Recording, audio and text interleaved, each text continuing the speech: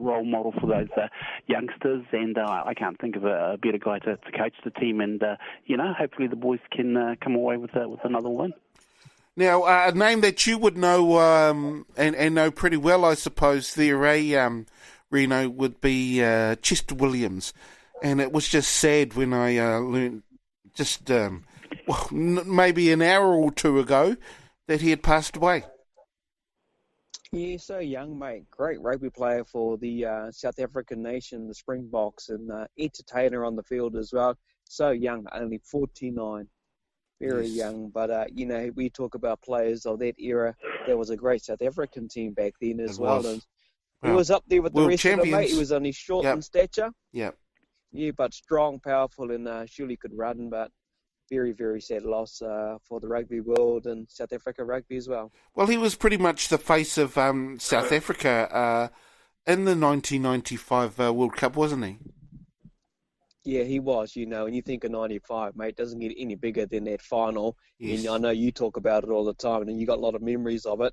And look, there was also the time Nelson Mandela was there as well. When you put those two together, they look similarity in some sense, in stature as well. But one was as powerful as he was as a politician and well-known worldwide, recognised, but also did his work on the footy field, and very, very sad loss. Yes. And pretty much helped the nation, I suppose, because as much as I hated seeing New Zealand lose, and I guess you're probably in a similar vein there, as much as I hated New Zealand losing in that final against South Africa, it certainly did help the country of South Africa. I think gain a bit of unity. What do you reckon, bro? Yeah, exactly, Keith, because the bigger picture was less about sport and more about the sad politics that were happening over there at the time, and the people who were affected by the apartheid regime, left a bad legacy in the Republic. So to have characters like Chester come out and play in what was predominantly a game for the white people over there, and he played really well, and all their players loved him. He was like one of their brothers, definitely, and we kind of disliked him because he was a good player, a gutsy little nuggety winger, and he will be missed, and a sad loss to rugby. So our thoughts and prayers go out to his family at this time. Indeed it does. Real quick, anything else happening out there, Reno? Yeah, bugger that, mate. I wanted to win that 95 final. Me too. Same. We had the best team. We did. Jonah Lomu. We played well. We should have kicked butt. Yes. But hey, they were food poisoning. I'll leave it at that note. Other sports you talk about, the basketball team from down your way, that's been a massive week this week. It's been secondary school sport tournament week right through. I know the basketball in Palmerston, they had the Eunice netball up in North Shore as well, so it's been a huge week for these students. And when you think the Ames Games is another one, where kids are involved with sports, so sport is pretty healthy in some age groups as such. You touched on Chester Williams, the girls in the boat, making history for New Zealand, the rowing 8, which was really well done for Lisa Carrington and the rest of them. You see how I remember Lisa Carrington there? I know you do too, Keithy. I think boxing, Joseph Parker's getting ready to jump back in the ring sometime soon. Okay. I think it's mostly October. I'm pretty sure he's got his next fight coming up. Right. That's about it. I can think of the top of my head. That's pretty well it. Was New Zealand still ranked number 2 or 3 in the world in rugby now? They might change after this weekend. Who knows? It's stupid blooming rule. I know. I don't know how they score it, but yeah, I know. It does seem wrong. Anyway, let's move on and out, I suppose. Before we do leave, of course, there is a particular tradition, I guess, that is all part and parcel of the end of the show. It's a part of the show that we like to call Put the Boot In! Now, my Put the Boot In is going out to these companies. I guess Spark is one of them, maybe 2 Degrees. These cell phone towers that are starting to get erected. Now, I've got around our town. One of them is right across my driveway, right across the road from my driveway. I get up, go to work, and I can see this big, huge tower as I walk out my driveway. And there we go. There's this cell phone tower. Now, at the time, I had no idea. I thought they were just trying to make an interesting light because there was a big, huge, I don't know, dome sort of thing. Wasn't really a dome, a cylinder sort of thing on this light. And I was thinking, that's an interesting light. I've now since discovered that it's a cell tower.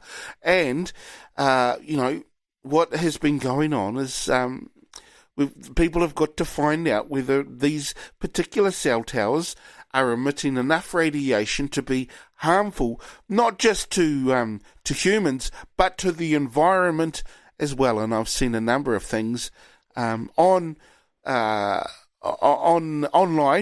that may suggest that these cell towers could indeed be extremely dangerous, and they need to be tested out properly to ensure that there is no danger at all to the general public. In fact, to anybody or to the environment itself. So to those people who are erecting those cell towers, my boot goes in to you. Put the boot in!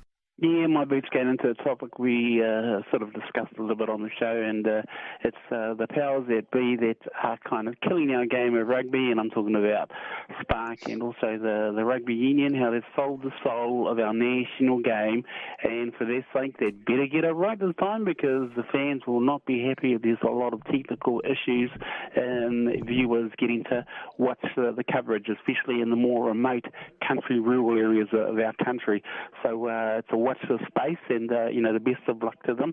Hopefully things go well, but not too sure that's going to happen. That's my put the boot in. Put the boot in!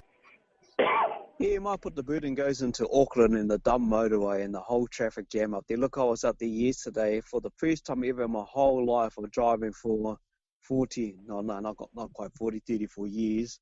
I've never taken like 2 to 3 hours to get home from Auckland to Pairo. That road's dumb.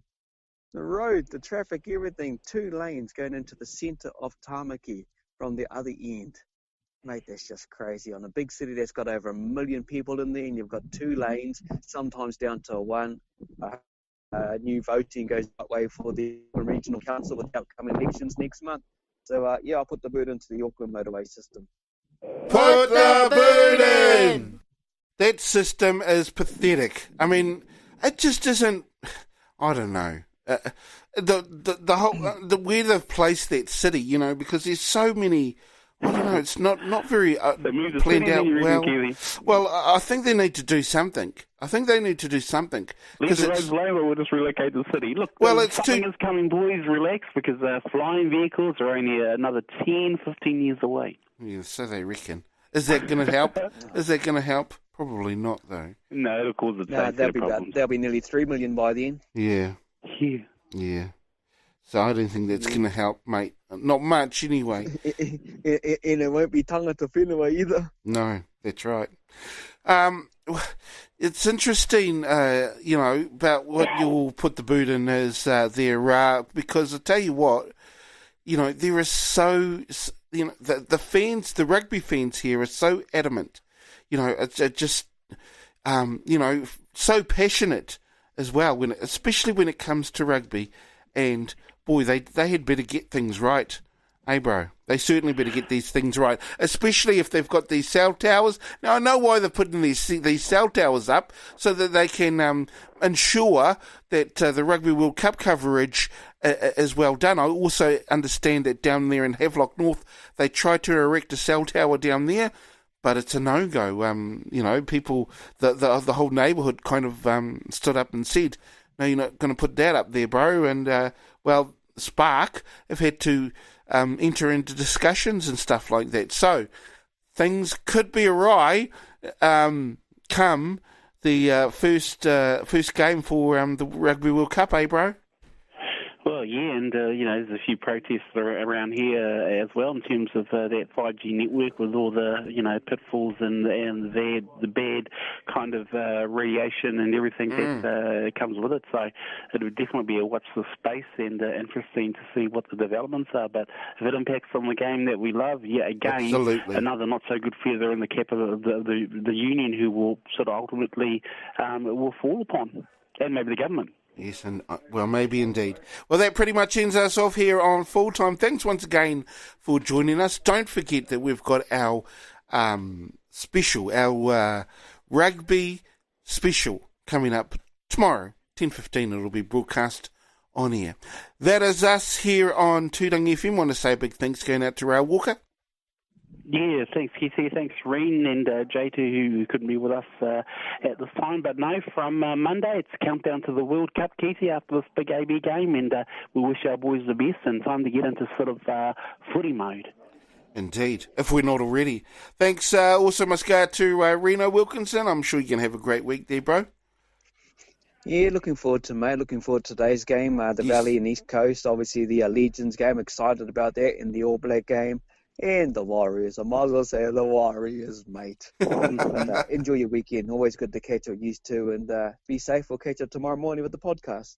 Whakarongo ki te reo, irirangi a Tūrangi Nui a Kiwa. Te reo o te iwi. Tūrangi FM.